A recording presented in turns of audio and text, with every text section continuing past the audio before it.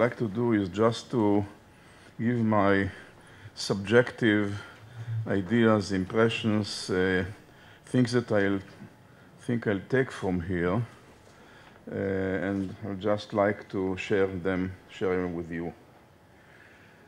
First of all, I think that maybe it's first of all, and then probably the last row is that I think that we have to start.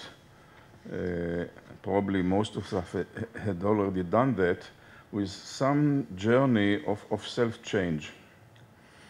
I tried to sum up some of my experiences in a chapter in a book about rehabilitation that Max and Nomi, others have been contributed to and edited, I think, some 2 years ago. But I really think that when I was educated many years ago, and I think this is the education of, especially of psychiatrists to this day, is doing most of our residency in inpatient settings.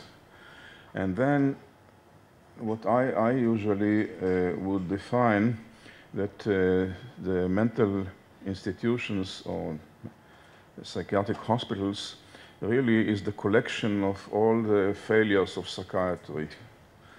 And we hardly see there people who just rehabilitated themselves or found a way to recovery. And we see mainly those who couldn't, and the most difficult cases.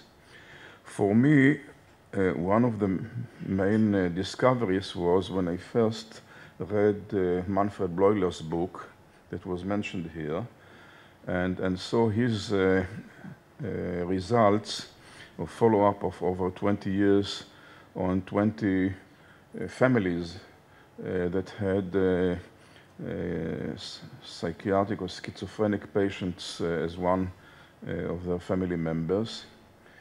And I saw something very different from what I have seen around me in the hospital. I think it touches upon what Professor Thornycroft said today about the stigma and negative discrimination, which is stronger among mental health professionals. And I totally agree that probably one of the reasons of that is because that's their experience. They see the most sick patients, the one who do not recover, the one who do not improve, the one who stay in hospital for many years or are coming again and again because of many reasons. So we get a very partial, very, I think, very incorrect picture of the whole field of, let's say, of psychosis, schizophrenia, or any other severe mental disorder. And I think that this, in a way, it reflects itself in what I can see now, or in the last years, in the emerging or developing rehabilitation system in Israel.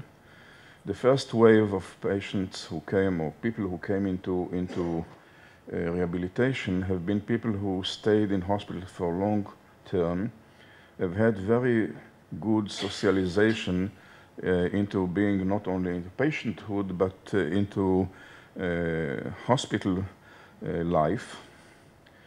And even though they don't want to get back to the hospital, but in a way they've taken many of the hospital spirit or what they've learned in the hospital into the hostels, and it was quite difficult to change that. Now, when we have a second wave or a different population or different composition of people who come into the rehabilitation system, many more either young with a short psychiatric career, with a short hospital career, or without any hospitalization. Many now come from the community without ever being hospitalized before, it's a very different situation. And I think that most of people here who work in the rehabilitation system know that the danger of educating them, this time not into patienthood, but for lack of a better term, I'll call rehabilitation wood in a way, or becoming clients of a rehabilitation system, let's say like people who live in hostel, is another danger, because we might repeat in a maybe milder form the same kind of socialization that happened in the hospitals or in the inpatient services. And I think that we have to work on ourselves very, very hard to change our view, because otherwise we'll just have another generation of patients, even though they are now not in hospitals but in the rehabilitation system. Now about recovery, and one of the main components of recovery, which we mentioned today, and we spoke a lot about, is the giving meaning to one's life. I think that we have to remember that beyond its being an acute problem of many patients, it's a problem for all of us. I think that we all need a meaning in our lives. Hopefully, people who have not been part of the mental health clientele are considered to have meaning in life, but that's not always the case and not always very easy to accomplish and to maintain. I just want to remind you all of what I have always been reminded of Viktor Frankl's writings, which were based upon his experience in Auschwitz in World War II. And in fact, what he believed that kept him alive is some kind of a meaning or a wish or a hope that he will meet again with his beloved wife, etc. And he's devoting his career and his belief that people mainly who became depressed, people who lost the meaning of their lives, and that the therapy has to concentrate upon helping them to find a new meaning to their lives. And I think that I wanted to put it in a broader view, because I think it's obviously it's very pertinent, very important in the life of people who come for rehabilitation, but I think it's a much more general need for all of us to have a meaning of life in our lives. And of course, loss of meaning and loss of hope and loss, such losses really are mainly probably the main thing that we have to deal with when on the start of a rehabilitation process or in a recovery process. Now, I think that being in rehabilitation has something to do with what I think for many years is that probably the ultimate goal of all therapies, of all therapists in a way, is to make themselves redundant, to bring their clients or their patients to such a degree, such a situation that they can manage without them. In a way, that's quite close to what I think is the ideal of the educational system, that graduates can manage on their own, become professionals, like people who get a driving license or get an MD degree. That doesn't mean that they are good drivers or they are good doctors, but that they have enough knowledge to be on their own and continue learning. And I think that in a way, and that's, I think, it's an extremely difficult issue. I think the same holds true for parenthood. I think that the ultimate goal of parenthood is to make yourself redundant. That means to bring your children to a situation where they can manage in the world without their parents. And as we all know, it's extremely difficult to give up the control, the responsibility for their happiness, etc., etc. And I think that it also is very relevant to rehabilitation, that we can help our clients to become independent and do not need us in the same way, or maybe even do not need us at all at the end.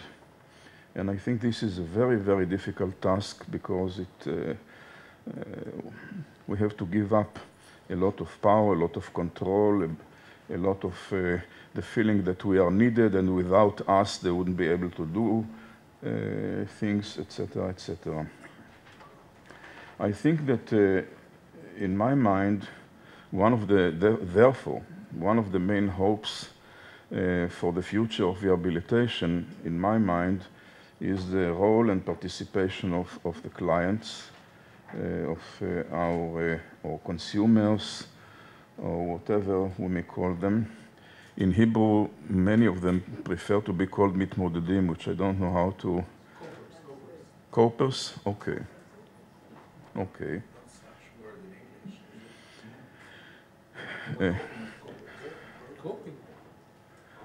Some of them call themselves survivors of the psychiatric system.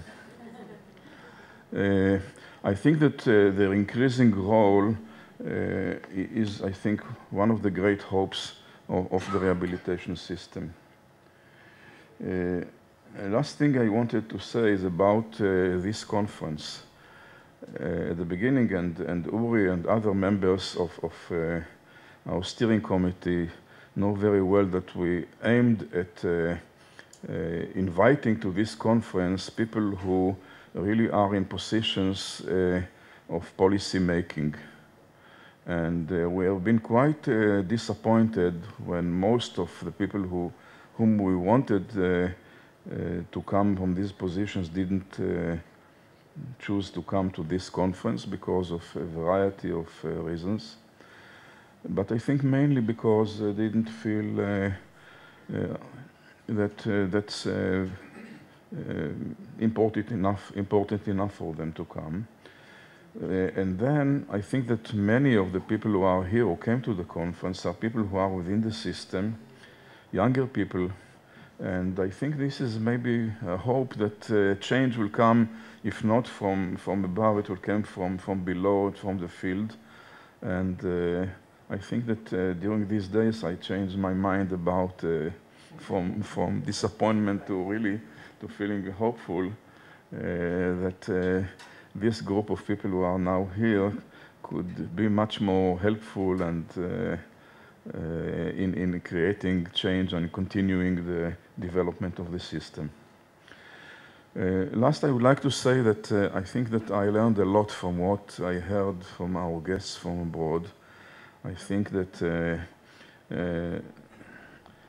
it has been very systematic, very extremely organized.